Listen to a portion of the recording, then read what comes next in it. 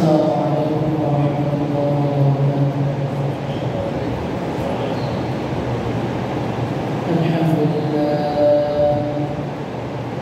الحمد لله نحمده ونستعينه ونستغفره ونؤمن به ونتوكل عليه ونعوذ بالله من شرور أنفسنا ومن سيئات أعمالنا. من يهده الله فلا مضل له ومن يضلله فلا هادي له. ونشهد أن لا إله إلا الله وحده لا شريك له. ونشهد أن سيدنا ومولانا محمدا عبده ورسوله أرسله بالحق بشيرا ونذيرا وداعيا إلى الله بإذنه وسراجا منيرا.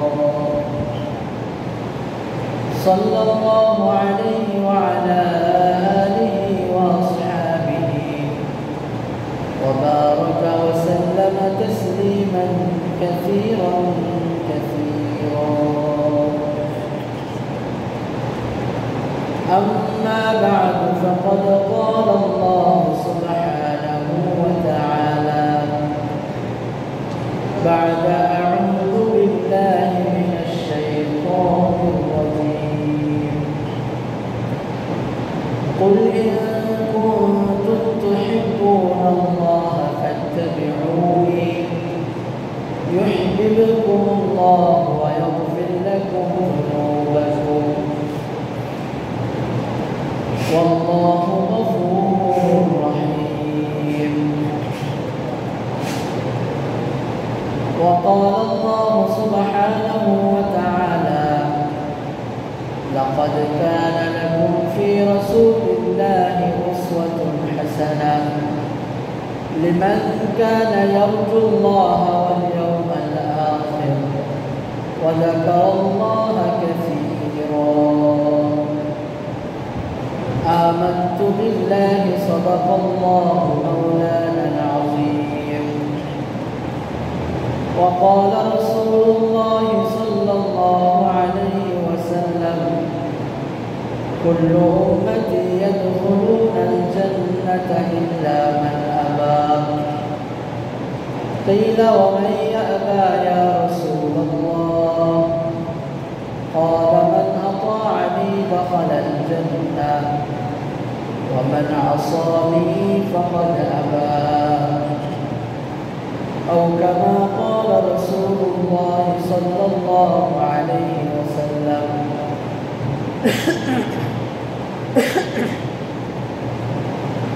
سبحانك لا علم لنا إلا ما علمتنا إنك أنت العليم الحكيم. سبحانك لا فهم لنا إلا ما فهمتنا إنك أنت الجواد الكريم. اللهم ألهمنا مراشد أمورنا وأعذنا من شرور أنفسنا ومن سيئات أعمالنا. درود شريف.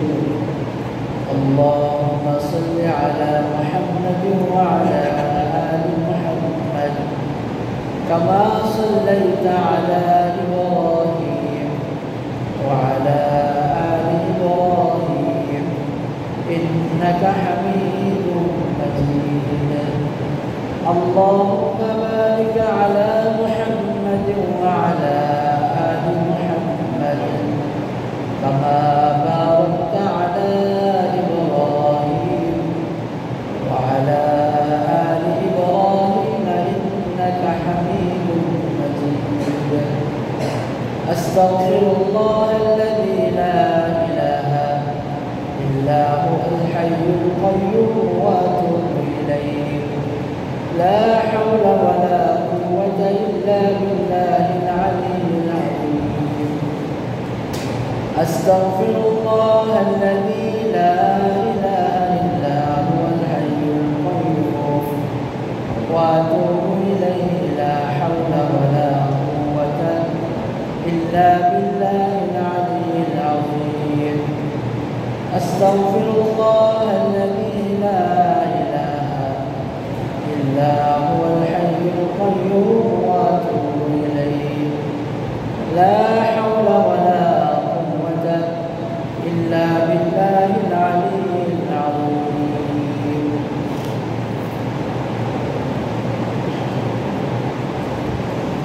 الحمد لله قابل الاحترام معزز محترم حاضرين আল্লাহ তাআলা ফজল করুন যে আল্লাহ তাআলা আমাদেরকে রবিউল আউয়াল মাসে জুমার নামাজ আদায়ের জন্য মসজিদে আসার তৌফিক দান করেছেন। এজন্য আমরা দিল থেকে শুকরিয়া আদায় করি আলহামদুলিল্লাহ।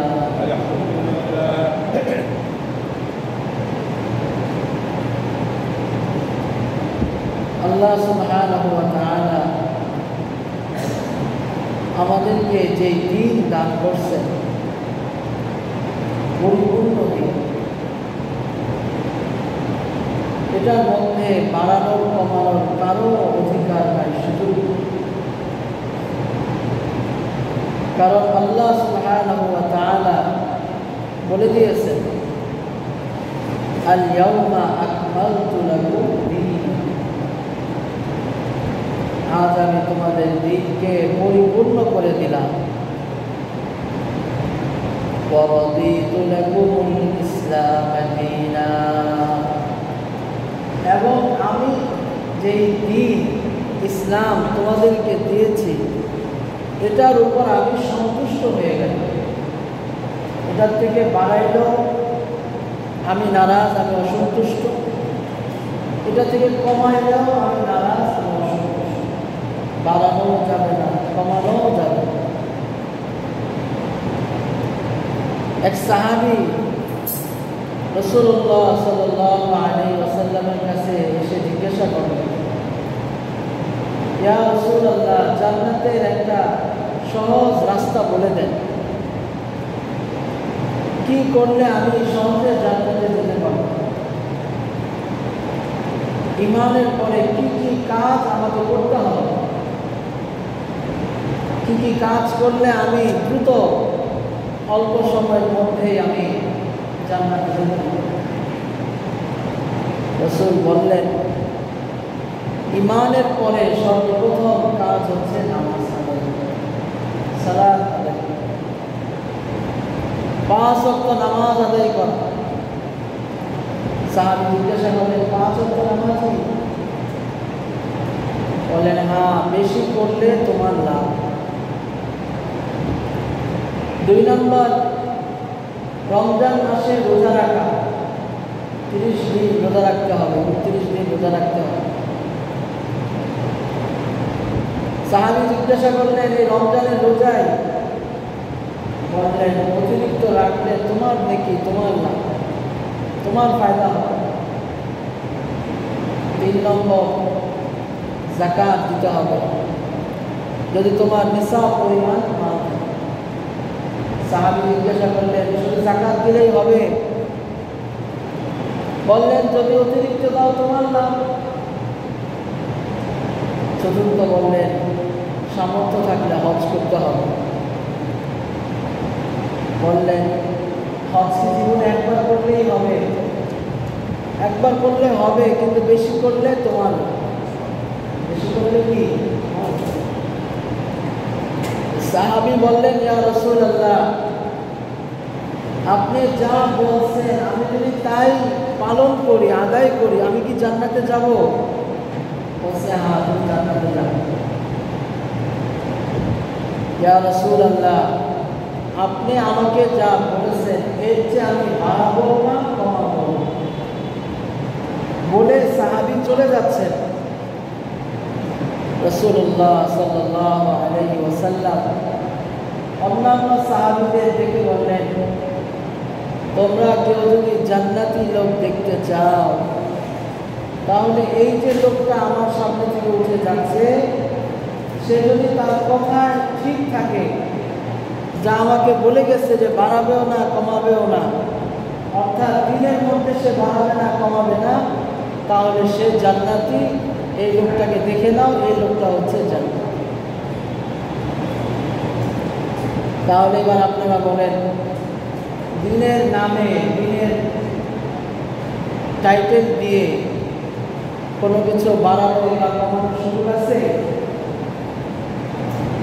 এক নম্বর। এরপরেও যদি কেউ দিনের নামে কোনো কিছু বাড়ায়, তার মানে হচ্ছে দিন নাজিল করেছেন আল্লাহ, দিনের ব্যাখ্যা দিয়েছেন মুহাম্মদুর রাসূলুল্লাহ সাল্লাল্লাহু আলাইহি ওয়াসাল্লাম, আরো বিস্তারিত আমলি ব্যাখ্যা দিয়েছেন সাহাবায়ে কেরাম। যদি কেউ বাড়ায় কমায়, তাহলে বোঝা গেল যে আল্লাহ বুঝেন নাই, রাসূল বুঝেন নাই, সাহাবারা বুঝেন নাই, আমি বুঝছি। অথবা এই জিনিসটা দিনের মধ্যে প্রয়োজন ছিল, আল্লাহ দেন নাই, রাসূল দেন নাই, সাহাবারা করেন নাই, এই জিনিসটা প্রয়োজন ছিল, আমি যেহেতু বেশি বুঝি এজন্য আমি এই জিনিসটা করতেছি। আচ্ছা বলেন, আল্লাহ, আল্লাহ রাসূল আর সাহাবাদের চেয়ে এই জামানার মানুষ বেশি বুঝে, না ওই জামানায় যারা ছিলেন তারাই বেশি বুঝতেন?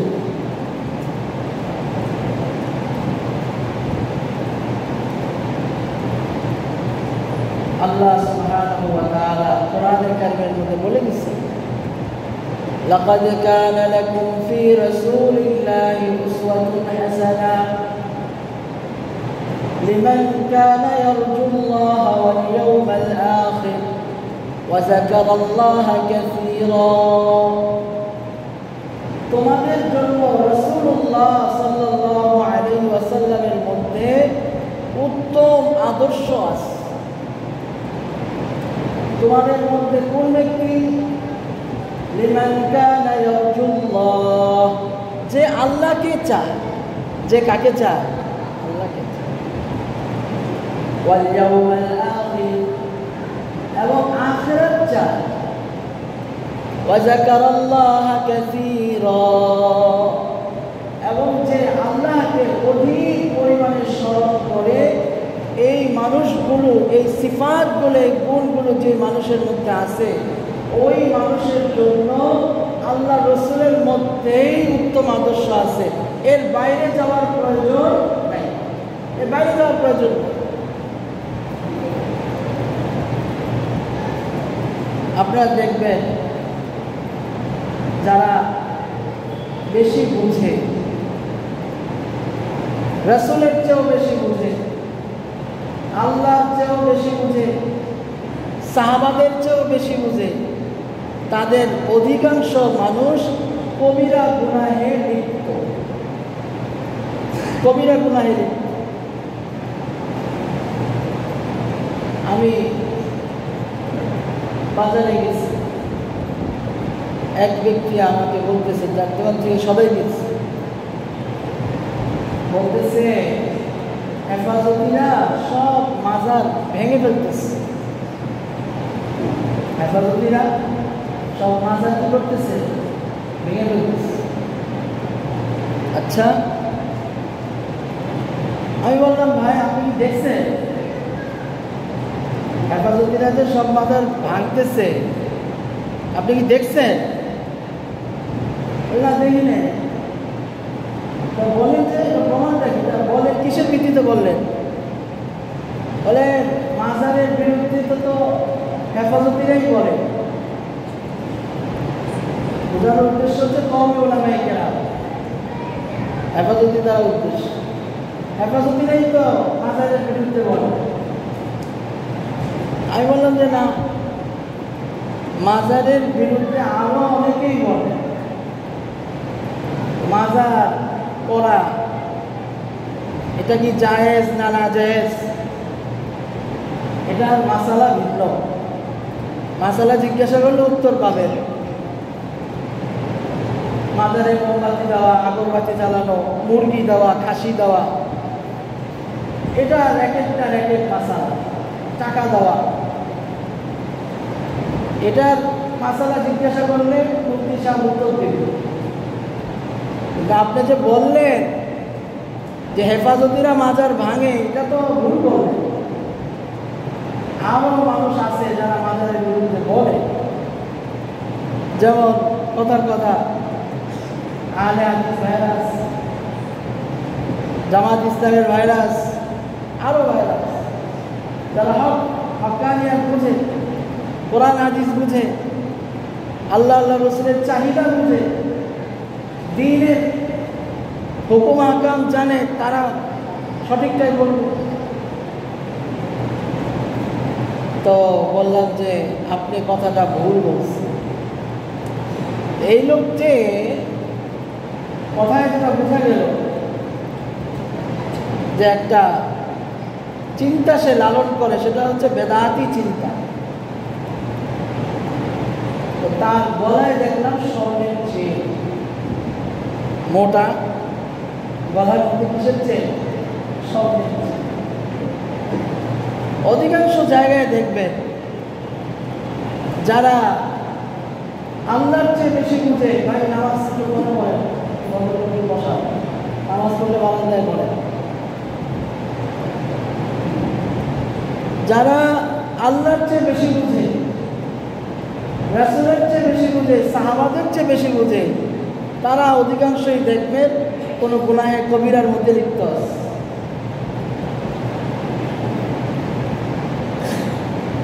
আল্লাহ সুবহানাহু ওয়া তাআলা কি বলছেন? লাকাদ কানা লাকুম ফি রাসূলিল্লাহি উসওয়াতুন হাসানাহ লিমান কানা ইয়ারজুল্লাহা ওয়াল ইয়াওমাল আখির ওয়া যাকারাল্লাহা কাসীরা। যে আল্লাহকে চায়, যে আখিরাত চায়, যে আল্লাহর অধিক জিকির করে, অর্থাৎ যার মধ্যে গুনাহে কবিরা নাই। যার মধ্যে কি নাই? গুনাহে কবিরা নাই। সে, তার জন্য আল্লাহ রসুলের মধ্যে উত্তম আদর্শ রয়ে গেছে। রসুলের দুনিয়ায় আগমন, এটা শুধু দুনিয়ার মানুষের জন্য না, আসমানের ফেরেশতাদের জন্য সৌভাগ্যের কারণ। রসুলের গুণকীর্তন করা, রসুলের প্রশংসা করা, আলোচনা করা, এটা শুধু মানুষ করে না, আল্লাহ সুবহানাহু ওয়া তাআলা তিনি নিজে করেন। কিন্তু কিভাবে করতে হবে, কি উপলক্ষে করতে হবে, কি পদ্ধতিতে করতে হবে, এটাও আল্লাহ রসুল শিখিয়ে গেছে। আপনি 2 রাকাত নামাজে দাঁড়াইছেন, 2 রাকাত নামাজে প্রত্যেক রাকাতে রুকু কয়টা বলেন? একটা না 2টা? আপনি চিন্তা করলেন যে রুকু 2টা করব, রুকু কয়টা করব? 2টা করব। প্রত্যেক রাকাতে সেজদা কয়টা? 2টা না 3টা? আপনি চিন্তা করলেন 3টা করব, নামাজ হবে? আপনাকে যদি জিজ্ঞাসা করা হয়, ভাই 2টা রুকু করলেন কেন, 3টা সেজদা করলেন কেন? আপনি বলবেন যে হুজুর, রুকু তো কোনো খারাপ জিনিস না, ভালো জিনিসই করছি, বেশি করছি, সমস্যা কি? সেজদা তো কোনো খারাপ জিনিস না, 2টার জায়গায় 3টা করছি, সমস্যা কি? কি বলেন, নামাজ হবে?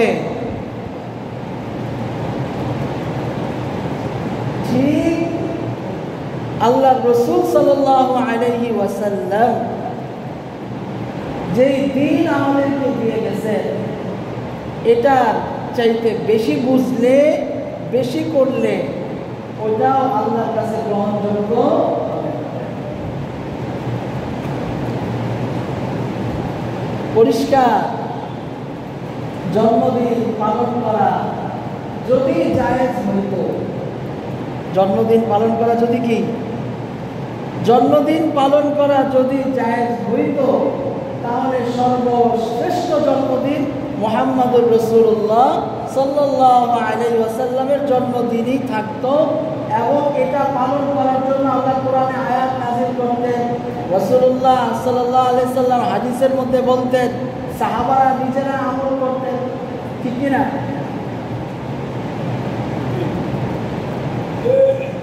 কোরআনের কোথাও আল্লাহ তাআলা রাসূলুল্লাহ সাল্লাল্লাহু আলাইহি ওয়াসাল্লামের জন্মদিন পালন করার জন্য নির্দেশ দেন নাই। মানুষ যখন একটা মিথ্যা বলে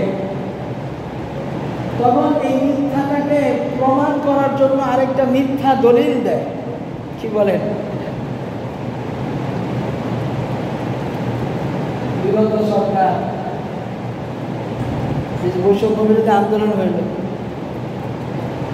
কত নাটক দেয়ালে লিখছে কি, দিনের বেলা নাটক, রাতের বেলা আটক। একটা মিথ্যাকে ঢাকার জন্য আরেকটা মিথ্যা, একটা মিথ্যাকে ঢাকার জন্য আরেকটা মিথ্যা। হার জামানায় যারা বিপদগামী হয় তারা এই কাজটাই করে, তার নিজের কথাটাকে, নিজের যুক্তিটাকে, নিজের এই কাজটাকে প্রমাণ করার জন্য সে দলিল খুঁজে। দলিল লাগবে। মুসলমানকে তো দলিল ছাড়া কথা বলা যাবে না। তো দলিল আছে, এক নম্বর দলিল ওয়াবিযালিকা ফালইফরাহু। নম্বর দলিল রাসূল আসছে, খুশি হও। দুই নম্বর দলিল দিচ্ছে যালিকা ঈসা ইবনে মারইয়াম। ঈসা ইবনে মারইয়ামের আলাইহিস সালামের জন্মের কথা আল্লাহ বলছেন, বরকতের কথা বলছেন। তিন নম্বর দলিল দিচ্ছে ওয়াইদা আখাযাল্লাহু মিসাকান নাবিয়্যিন। অনেক দলিল আছে। কিন্তু আপনারা যারা স্বাভাবিকভাবে কোরআন তর্জমা বাংলা হইলেও পড়তে পারেন, বাংলা হইলেও পড়তে পারেন, ওনারাও যদি এই আয়াতগুলো কোরআন শরীফে দেখেন, কোথাও জন্মদিন পালনের কথা আল্লাহ পাক বলেন নাই। এক একটার এক এক প্রসঙ্গ। পরিণতিতে কি হলো? একটা জিনিসকে প্রতিষ্ঠিত করার জন্য আমি আল্লাহর উপর চাপাইয়া দিলাম। গতকালকে পীরচঙ্গি থেকে আসতেছি, পীরচঙ্গি একটা মাজার আছে, ওই মাজারে ওই ভাইয়েরা ঘুমায়া বক্তৃতা দেয়, দলিলের অভাব নাই। সে দলিল দিতেছে যে রাসূলুল্লাহ সাল্লাল্লাহু আলাইহি ওয়াসাল্লামের জন্মদিন এটা শুধু আমরা পালন করি নাই, বর্তমান সময়ের মানুষ পালন করে না, এটা আল্লাহ পালন করছেন। নিচে আল্লাহ একেবারে আল্লাহই পালন করছে। যা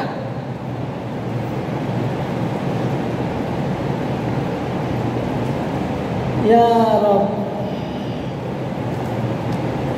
রাসূলুল্লাহ সাল্লাল্লাহু আলাইহি ওয়াসাল্লাম নবুয়ত পাওয়ার পরে 23 বছর জীবিত ছিলেন। উনি কোনো দিন প্রত্যেক বছর 12 রবিউল আউয়াল বছরে আসতো না, আসতো, কিন্তু কোনোদিন উনি পালন করেন।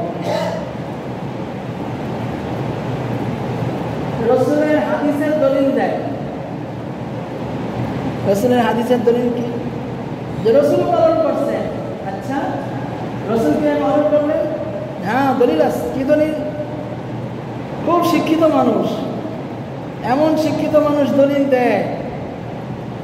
এই সমস্ত শিক্ষিত মানুষ বাংলাদেশে পাওয়া কঠিন।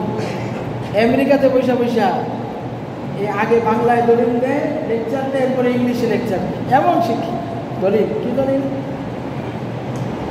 রাসূল রোজা রাখছে। রাসূলকে জিজ্ঞাসা করা হলো, ইয়া রাসূলুল্লাহ, আপনি কিসের রোজা রাখছেন? বললেন, উলিদতু হাযাল ইয়াওম, আজকের দিনে আমি জন্মগ্রহণ করছি, এজন্য আমি রোজা রাখছি। আচ্ছা বলেন তো, এটা কি রসুল বৎসরে একবার রাখছেন না সপ্তাহে, প্রত্যেক সপ্তাহে রাখছেন? আপনারা জানেন, প্রায় সময় আমি আলোচনা করি যে রসুল প্রত্যেক সপ্তাহে 2টা রোজা রাখতেন, একটা সোমবার দিনের রোজা আর একটা বৃহস্পতিবারের। সোমবারের রোজা রসুল এজন্য রাখতেন যে রাসূলুল্লাহ সাল্লাল্লাহু আলাইহি ওয়াসাল্লাম ওই দিন জন্মগ্রহণ করছেন। আর সোমবার দিন মানুষের আমল নামা আল্লাহর সামনে পেশ করা, এটাও একটা কারণ। এবং বৃহস্পতিবার রোজা রাখতেন। বৃহস্পতিবারে কেন রোজা রাখতেন? বৃহস্পতিবারেও মানুষের আমল নামা, পুরা সপ্তাহের আমল নামা আল্লাহর সামনে পেশ করা। এজন্য রাসূল চাইতেন যে আমার আমল নামা যখন আল্লাহর সামনে পেশ করা হবে, খোলা হবে, এই অবস্থায় যেন খোলা হয় যে আমি রোজাদার। আমি কি?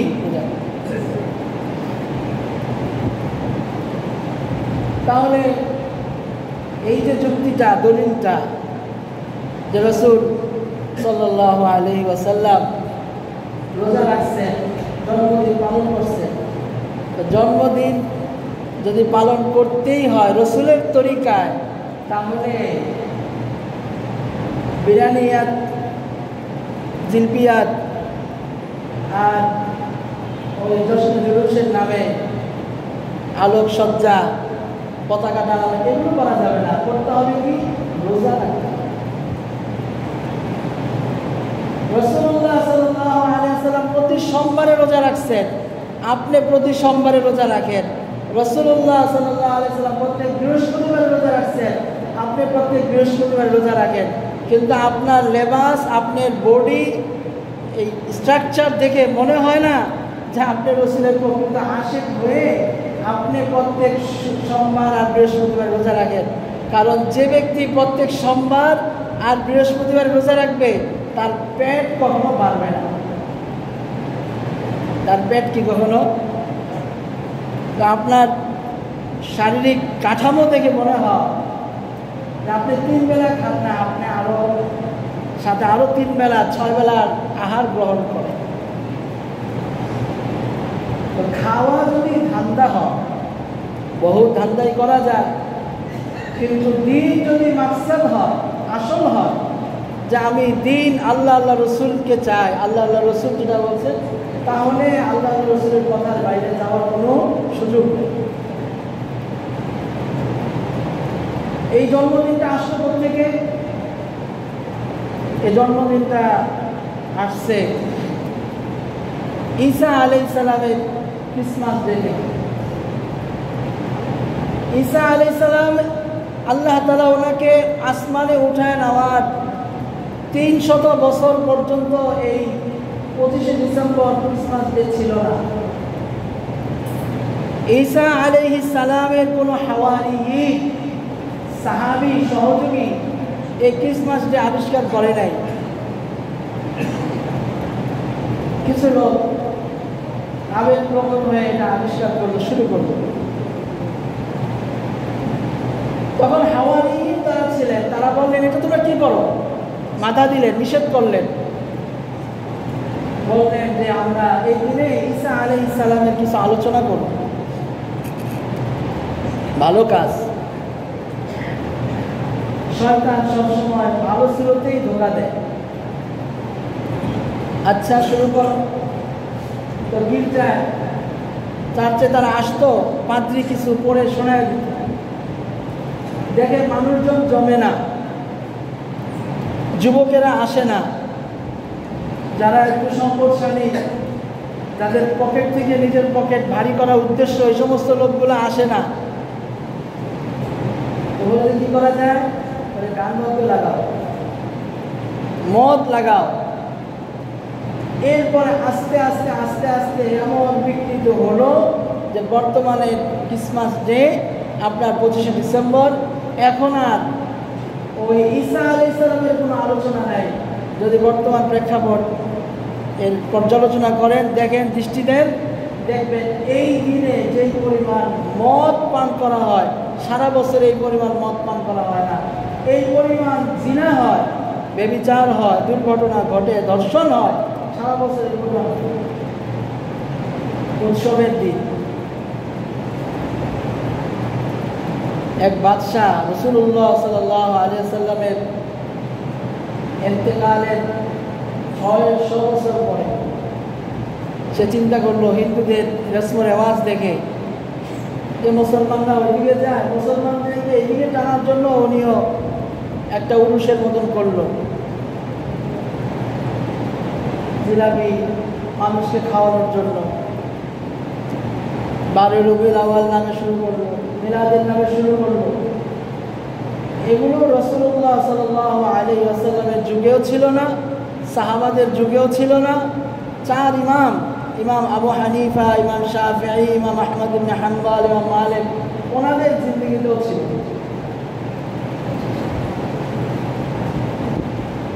এটা হচ্ছে খ্রিস্টানদের কালচার, এটা হচ্ছে ইহুদিদের কালচার। আর খ্রিস্টানদের কালচার এটা আমল হইলেও রাসূল অনুসরণ করতে নিষেধ করছে। আশুরার রোজা, আশুরার রোজা ইসলামে রমজানের রোজা রাখার আগে, ফরজ হওয়ার আগে আশুরার রোজা ফরজ ছিল। ওই আশুরার রোজা যখন রাসূলুল্লাহ সাল্লাল্লাহু আলাইহি ওয়াসাল্লাম দেখলেন ইহুদিরা আশুরার রোজা রাখে একটা, রাসূল বলেন খালিফুল ইয়াহুদ, ইহুদিদের বিরোধিতা করো, ইহুদিদের মতন রোজা রাখো না, সামনের বছর 2টা রোজা রাখো। তাহলে আমলের ক্ষেত্রেও যদি ইহুদি খ্রিস্টানদের অনুসরণ করা না যায়, তাহলে এই জন্মদিন এটা তো আমরা সকলেই বুঝি যে এটা কোনোভাবেই শরীয়ত সম্মত। এটা আরেকটা সমস্যা, কয়েকটা সমস্যার কথা বলতেছি। আরেকটা সমস্যা যেটা, সেটা হলো যারা এই জন্মদিন পালন করে, আমাদের নবীর নামে জন্মদিন পালন করে, তারা কিন্তু ইবাদত মনে করে পালন করে। কি মনে করে পালন করে? ইবাদত করলে সওয়াব আছে। আপনি যদি জিজ্ঞাসা করেন ভাই আপনার দিনদারির কি অবস্থা, তবে কেন হুজুর আমি তো বাড়ির উপরে আমাদের বিরিয়ানি খাওয়াইছি, আর প্রত্যেক মাসে আমার দোকানে বা আমার ফ্ল্যাটে একটা করে মিলাদ দেই, এছাড়া তার জিন্দিগিতে দিন বলে আর কিছু নাই। সমস্যা হচ্ছে এই মিলাদ, এই রবিউল আউয়াল উদযাপন, জশ্নে জুলুস, এগুলাকে দিনের কার্যক্রম, দিনের আমলের মধ্যে সীমাবদ্ধ করে ফেলে। কিন্তু রাসূলুল্লাহ সাল্লাল্লাহু আলাইহি ওয়াসাল্লাম দুনিয়াতে যে আগমন করছেন, আসছেন, ওনার জন্মবার্ষিকী পালন প্রতিষ্ঠা হোক এজন্য নবী দুনিয়াতে আসেন নাই। নবী সাল্লাল্লাহু আলাইহি ওয়াসাল্লাম দুনিয়াতে আসছেন উম্মতের প্রত্যেকটা মানুষের জীবনে রাসূলুল্লাহ সাল্লাল্লাহু আলাইহি ওয়াসাল্লামের আদর্শ 100 ভাগের 100 ভাগ জিন্দা হয়ে যায়। রাসূলের কথাকে সাহাবারা এরকম ভাবে মানছেন, ওনার আদর্শকে এরকম ভাবে মানছেন। এক সাহাবী আব্দুল্লাহ ইবনে মাসউদ রাদিয়াল্লাহু আনহু মসজিদে আসতেছেন, মসজিদের মধ্যে কিছু লোক দাঁড়ায় আছে। রাসূল বললেন বসেন, বসে যান। উদ্দেশ্য হচ্ছে মসজিদের মধ্যে যারা দাঁড়িয়ে আছেন তারা যেন বসে যান। আব্দুল্লাহ ইবনে মাসউদ রাদিয়াল্লাহু আনহু এখনো মসজিদে আসেন নাই, রাস্তায় আছেন, সড়কে আছেন, ওইখানে বসে পড়ছে। খুতবা যখন শেষ হলো, রাসূলের সাথে সাক্ষাৎ করতে আসছেন আব্দুল্লাহ ইবনে মাসউদ রাদিয়াল্লাহু তাআলা। বললেন আব্দুল্লাহ ইবনে মাসউদ, আমি যখন বললাম যে বসে যান, বসে পড়েন, আপনি ওইখানে বসলেন কেন? বলে ইয়া রাসূলুল্লাহ, আমি বুঝছি যে আপনি মসজিদে যারা আছে তাদেরকে বসতে বলছেন, আমি বুঝছি, কিন্তু আমার কানের মধ্যে যখন আপনার হুকুম এর আওয়াজ আসছে, আল্লাহ রাসূল বলছেন বসো, আমি আর এক কদম আগে বাড়াইতে পারি নাই, এজন্য আমি ওই মুহূর্তের জন্য ওইখানে বসে গেছি। রাসূলের আদর্শকে যারা এত পুঙ্খানুপুঙ্খানু মানছে, যদি 12 রবিউল আউয়ালে মিলাদুন নবী করা, জশ্নে জুলুস করা, জন্মদিন পালন করা, এটা যদি রসুলের ইচ্ছা থাকতো, অথবা রসুল জীবনে একবার হইলেও যদি করতেন, তাহলে এই রসুলের জন্য জান দেনেওয়ালা সাহাবীরা কি করতেন না? কি বলেন আপনারা? অবশ্যই করেন নাই। এক সাহাবী আব্দুল্লাহ ইবনে দুজানা রাদিয়াল্লাহু তাআলা উহুদের যুদ্ধে কাফেরদের থেকে তীর আসতেছে, রসুলকে লক্ষ্য করে কাফেররা তীর মারতেছে। ওই সাহাবী চিন্তা করলেন, রসুলের গায়ে তীর লাগানো যাবে না, রসুলকে বাঁচাইতে হবে যেমনি হোক। আমরা হইলে কি করতাম? তীরের সামনে বুক পেতে দিতাম। উনি চিন্তা করলেন, আমি যদি তীরের সামনে বুক পেতে দেই, তাহলে রসুলের সামনে আমার পিঠ পড়ে যায়, এটাও একটা বেয়াদবি। এই বেয়াদবি যুদ্ধের ময়দানে রসুলকে বাঁচানোর অবস্থাও বেয়াদবি করা যাবে না। কি করলেন? রসুলের সামনে দিলেন বুক, কাফেরদের তীরের সামনে দিলেন পিঠ। ঝাঁঝরা হয়ে গেছে, শহীদ হয়ে গেছেন। ওই যুদ্ধের ময়দানেও রসুলের সাথে বেয়াদবি মূলক আচরণ করেন নাই। রসুলের শরীরে একটা ফুলের টোকা লাগবে, সেটাও সাহাবারা বরদাস্ত।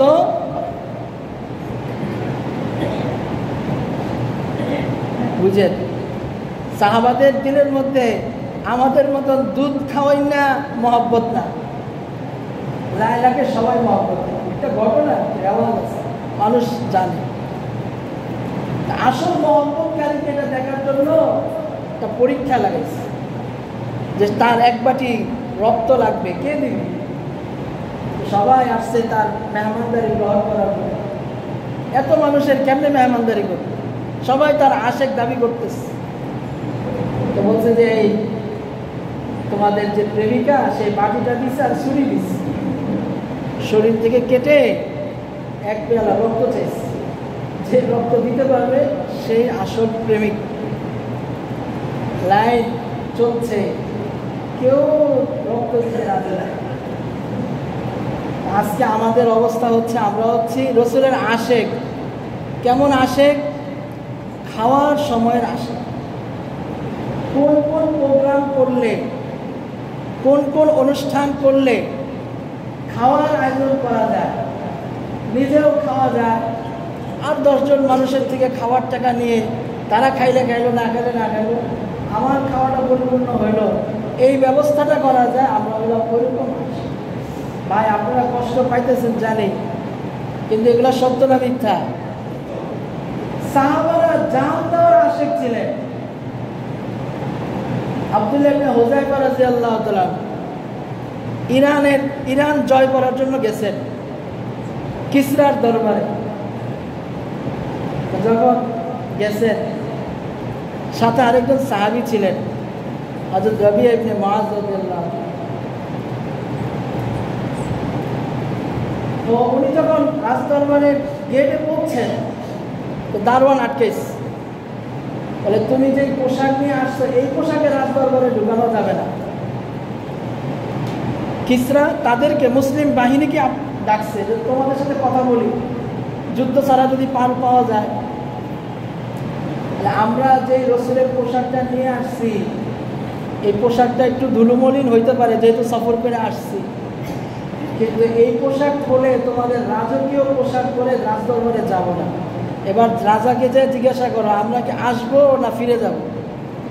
রাজাকে যে জিজ্ঞাসা করছে, বলে তাড়াতাড়ি আসতে বলো। এখন দারোয়ান জিজ্ঞাসা করে, আপনি আসছেন কেন? আসছেন কিসের জন্য? আসছি তোমাদের দেশ দখল করার জন্য। তোমাদের দেশ দখল হবে, বিজয় করবে মুসলমানরা, আল্লাহ রসুল বলে গেছেন, ওই বিজয় করার জন্য আসছি। অস্ত্র, এই যে দেখো না অস্ত্র, দেখে ভাঙা একটা তলোয়ার, পরিপূর্ণ ঠিকঠাক তলোয়ার না, ভাঙা তলোয়ার। এই ভাঙা তলোয়ার দিয়ে আপনি ইরান জয় করে ফেলবেন? বলে তলোয়ার দেখছো, তলোয়ার চালানোওয়ালার হাতে যে কি শক্তি, খোদাই কুদরতি শক্তি, সেটা দেখো না। আচ্ছা একটু দেখান তোমাদের এই মহলের সবচেয়ে মজবুত শক্তিশালী যেই ঢাল আছে সেটা নিয়ে আস, যেটা তোমরা মনে করো যে সবচেয়ে শক্তিশালী, এটার মধ্যে 100টা তলোয়ারের আঘাত দিলেও ভাঙবে না, এমন একটা ঢাল নিয়ে আস। উনি ওনার ভাঙা তলোয়ার দিয়ে বিসমিল্লাহি আল্লাহু আকবার বলে একবারই দিচ্ছেন, ঢাল বিকটিত এত শক্তি আপনার হাতের মধ্যে। তাড়াতাড়ি যান, আমরা গাদা নিয়ে গেছি তো 8 তলির ভাঙা তরবারি ঝুলাই নিছেন, তো যাচ্ছেন আর গালিচা ছিটতেছে। এখানে যাওয়ার পরে রাজার যে সিংহাসন ওইটার মাথার মধ্যে গাদাটাকে পাচ্ছে। এখন রাজা বসে আছে, সবাই দাঁড়ায় আছে। হযরতে আব্দুল্লাহ ইবনে হুযায়ফা রাদিয়াল্লাহু আনহু উনি বললেন, আমাদের রাসূলের আদর্শ হচ্ছে বসা থাকলে সবাই বসবে আর দাঁড়ানো থাকলে সবাই দাঁড়ায় থাকবে।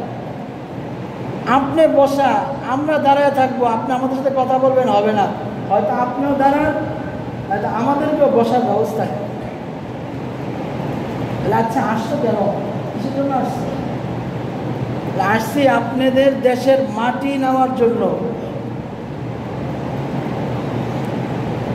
তো যাই হোক, মাটি দিব, অসুবিধা নেই, বসো, নাস্তা খাও, খাবার খাও। আগের কালে মানুষকে আপ্যায়নের ব্যবহার ছিল, তো খানা বিশেষ। আব্দুল্লাহ ইবনে হুযায়ফা রাদিয়াল্লাহু তাআলা খাবার খাচ্ছেন, একটু খাবার পড়ে গেছে, তো উনি খাবারটা উঠানোর জন্য হাত দিচ্ছেন। পাশের জন হাতে ইশারা বলতেছেন, খাবারটা উঠায়েন না। কেন? কারণ যদি খাবারটা উঠান তাহলে তারা মনে করবে যে মদিনার লোকেরা এত দরিদ্র যে তারা এই দামি খাবার কখনো খায় নাই, এই খাবারটা খাওয়ার জন্য তারা পড়ে যাওয়া খাবার উঠাইতেছে, এতে আপনাদেরকে তারা ছোট মনে করবে, এজন্য এটা উঠায় না। উনি কি বলছে? আতরুকু সুন্নাত হাবিবি লিহাউলাইল হুমাকা, আমার হাবিবের সুন্নতকে এই গাধাগুলোর জন্য ছেড়ে দিব? কখনো হইতে পারে। তারা আমাকে সম্মান করুক চাই সম্মান না করুক, আমাকে বড় ভাবুক চাই ছোট ভাবুক, যা ইচ্ছা করুক, আমি সুন্নত ছাড়ব। তারা ছিলেন রসুলের জন্য জান দেনেওয়ালা সাহাবা। আল্লাহ, এজন্য আপনারা বলেন, আপনারা কি হবেন? রসুলের জন্মদিনে বেদাত করে, যারা বেদাত করে, রাসূলুল্লাহ সাল্লাল্লাহু আলাইহি ওয়াসাল্লাম বলছেন কাল হাসরের ময়দানে সবাই পানির মুহতাজ হবে, পানি ছাড়া কারো তৃষ্ণা সেদিন নিবারণ হবে না, আর একটা পানি থাকবে, সেটা হচ্ছে হাউজে কাউসার। রাসূল যখন তার উম্মতকে পানি পান করাতে যাবেন, যারা বেদাতি হবে তাদের সামনে আর রাসূলের মাঝে একটা পর্দা পড়বে। ফেরেশতাকে রাসূল জিজ্ঞাসা করবেন, সে তো আমার উম্মত, সে তো দেখতে আমার উম্মত, তার মুখে দাঁড়িয়ে আছে, তার জিন্দেগীর মধ্যে সুন্নতও দেখা যায়, দিনও দেখা যায়, কিন্তু পর্দা পড়ল কেন? তখন ফেরেশতা বলবেন, তারা হচ্ছে আপনার উম্মতের সেই সমস্ত উম্মত যারা বেদাত করছে। যারা কি করছে? রাসূল বলছেন যে একটা বেদাত চিন্তা করলো, সে একটা সুন্নতকে চিরতরে মিটায়, আর যে একটা সুন্নত চিন্তা করলো, সে 100 শহীদের সমান সওয়াব আল্লাহ তাআলা তাকে দান করে। এজন্য বেদাত করা যাবে না, বেদাত করা যাবে না। ওসমান রাদিয়াল্লাহু তাআলাকে রাসূলুল্লাহ সাল্লাল্লাহু আলাইহি সাল্লাম হুদায়বিয়ার সন্ধির জন্য পাঠাইছে মক্কায়। ওনার চাচাতো ভাইয়ের ঘরে ছিলেন, যখন বের হচ্ছে মক্কায়, তো মক্কার নিয়ম ছিল যে বড় নেতা তার লঙ্গি বেশি টাকনুর নিচ্ছে, এরপরে নেতা অনুযায়ী টাকনুর নিচে লঙ্গি পড়ছে। তো ওসমান রাদিয়াল্লাহু তাআলা লঙ্গি পড়ছেন, এটা পড়ছেন নিসফে সা, টাকনুর উপরে পড়ছে, মাঝামাঝি পড়ছে। ওনার চাচাতো ভাই বলল, ওসমান আপনি তো নেতা হয়ে আসছেন, এখন আপনার লঙ্গি যদি টাকনুর উপরে থাকে তারা আপনাকে নেতা ভাববে না, ছোট লোক ভাববে, সম্মান দিবে না। আপনি যে উদ্দেশ্যে আসছেন এই উদ্দেশ্য কামিয়াব হবে না। উনি বলছেন, শোনো, কেউ আমাকে সম্মান করুক চাই না করুক, লা হাকাযা ইজরাতু সাহিবিনা রাসূলুল্লাহ সাল্লাল্লাহু আলাইহি সাল্লাম, আমার নবীর লঙ্গি এমনই উনি পড়ছেন, সুতরাং আমার লঙ্গি এমনই থাকে, পরিবর্তন হবে। মুসলমানের যখন জিন্দেগির মধ্যে সুন্নত ছিল তখন তাদের পোশাক আশাকে ইজ্জত বাড়ায় নাই, রসুলের সুন্নতে তাদেরকে ইজ্জত বাড়াইছে। ওমর রাদিয়াল্লাহু তাআলা আনহুকে অনেক রিকোয়েস্ট করতেছে, আপনি ভালো পোশাক পরেন, ভালো খাবার খান। উনি বলছেন, আ'আজ্জানাল্লাহু বিল ইসলাম, আল্লাহ আমাদেরকে পোশাক দিয়ে ইজ্জত দেয় নাই, আল্লাহ আমাদেরকে ইসলাম দিয়ে ইজ্জত দিচ্ছে। যে যত বেশি ইসলাম অনুযায়ী চলবে তার ইজ্জত তত বেশি হবে। ফিলিস্তিনের মানুষের জন্য দুঃখ লাগে, কষ্টও লাগে, আবার খারাপও লাগে, কালচারটা বুঝি না। এত মার পিঠ কেন আল্লাহর পক্ষে? ইহুদিদের দ্বারা হচ্ছে।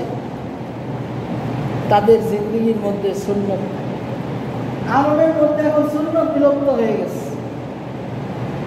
আমাদের ওলামায়ে কেরাম জর্ডান সফরে গেছে, আগেও বলছি, মহিলা পুরুষ পার্থক্য করার মানে সুযোগ নাই, অথচ তারা আরবি, নবীর দেশের মানুষ, নবীদের অসংখ্য নবী আসছে। এখন আপনি প্রশ্ন করতে পারেন যে হুজুর, আমরা কেন উন্নতি করতে পারতেছি না, অন্যরা কেন উন্নতি করতে পারতেছে? অনেকে বলে সুন্নতের কারণে, দ্বীনের কারণে আমরা উন্নতি করতে পারতেছি না। অনেকের কথা যে আমরা এখনো সীমাবদ্ধতার মধ্যে আছি, সুন্নতের মধ্যে আছি। মুফতি তকি উসমানী দামাত বারাকাতুহু একটা গল্প শোনাইছে। এক লোক খেজুর গাছে উঠছে, খেজুর গাছে উঠছে, এখন আর নামতে পারে না। তো ওই এলাকার মধ্যে একজন পণ্ডিত লোক আছিল, তো সবাই ওনার কাছে গেছে যে হযরত বা পণ্ডিত, এলাকার মধ্যে একটা ঘটনা ঘটছে। কি হয়েছে? খেজুর গাছে উঠছে একজন, কিন্তু আর নামতে পারতেছে না। এটা নামার বুদ্ধি কি? নামার বুদ্ধি হইল একটা রশি এর কোমরের মধ্যে বাঁধতে হবে। রশি দিবা, কোমরের মধ্যে বাঁধবে, তোমরা সবাই মিলে টান দিবা। তো এটা কার্যকর করছে, গেছে রশি ফিটা মারছে, আর এটা কোমরের মধ্যে বাঁধছে, সবাই মিলে টান দিচ্ছে। এখন খেজুর গাছ থেকে পড়ে সাথে সাথে মারা গেছে, সাথে সাথে সবাই মিলে পণ্ডিত যে ধরছে। আপনি বললেন এর বাঁচানোর উপায় হচ্ছে তার কোমরের মধ্যে রশি বাঁধা, সবাই মিলে হেসে টান দিয়ে, তাই হইল না। ওহো, একজন ব্যক্তি কুয়ার মধ্যে পড়ছিল, ওরে বাঁচানোর জন্য আমি এই পদ্ধতি অবলম্বন করছিলাম। তার কোমরের মধ্যে রশি বাঁধা সবাই মিলে টান দিছিলাম, ভাবছিলাম যে গাছের মধ্যে উঠছে, এরও এই পদ্ধতিতে বাঁচানো যাবে। পদ্ধতিটা কি ঠিক আছে? কাফেরের তো আখিরাত নাই, এটা সবসময় এই মাথাটার মধ্যে ঢুকায় ফেলা। কাফেরের উন্নতি, বিধর্মীদের উন্নতি, ফাসেক ফুজ্জারের উন্নতি দেখা কখনো এটা মাথার মধ্যে আনবেন না যে আমরা এত মুসলমান হয়ে কেন পারতেছি না, এটা কখনো আনবেন না। কাফেরদের আখিরাত নাই, তাদেরকে যা দেওয়ার আল্লাহ দুনিয়াতে দিয়ে দিতেছে। মুসলমানের আখিরাত আছে। এজন্য মুসলমান যদি দুনিয়াতেও কিছু পেতে চায়, দুনিয়াতে মুসলমানের কোনো চাহিদা নেই, একটাই চাহিদা, সেটা হলো আল্লাহর দ্বীন দুনিয়াতে জিন্দা হয়ে যায়, এটাই মুসলমানের চাহিদা। এটার জন্য মুসলমানকে আল্লাহ রসুলের সুন্নতের অনুসরণ করতে হবে। এজন্য সবাই তৈরি আছি ইনশাআল্লাহ। আল্লাহ তাআলা আমাদের তৌফিক দান করেন। ওয়া আখির দাওয়ানা আলহামদুলিল্লাহি রাব্বিল আলামিন।